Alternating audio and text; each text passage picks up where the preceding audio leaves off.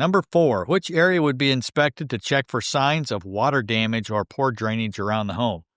Windows and gutters, gutters and downspouts, fences and gates.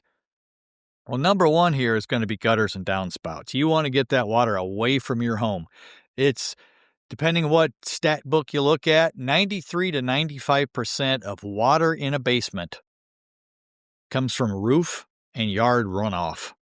So it's not, I have a high water table and it's seeping through the basement floor. It's mostly, hey, I got too much water around my foundation wall. I need to get it out of there. And so if your gutters are clogged, they're going to just run over the front. If your downspouts are missing or they don't discharge away from the foundation, it's going to pool in the corners. And that's why we see many times a basement foundation will have a stair-step crack at the corners, because water over time has just pooled there. It's settled the dirt, it's settled the footer, and created some of that cracking. So make sure your gutters and downspouts are in great shape. What could an inspector check for in the driveway during an exterior inspection? Cracks or uneven surfaces, a clean driveway, or the color of the asphalt? Well, primarily cracks. Cracks and uneven surfaces is what we're looking for. You know, cracks in a home inspection is normal, cracks in concrete is normal.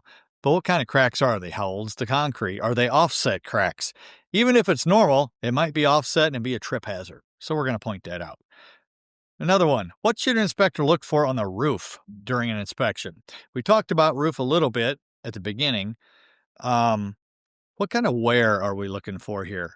We're looking for shingles that have the silvering around the edges, which means the granules have been lost. We're looking for that fiberglass matting showing through.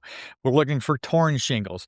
We're looking for shingles that have slipped a little bit. Maybe the nails have come out. Maybe they weren't nailed right to begin with. So over time, they've torn off of their moorings, so to speak. You know, when you have a shingle, it has a nailing strip the nail is supposed to go in. That's the thickest part of the shingle, and the shingle above it will cover that nail then. So there's many things to consider if you're nailing a shingle on. If you don't do it right, it's going to show up down the road.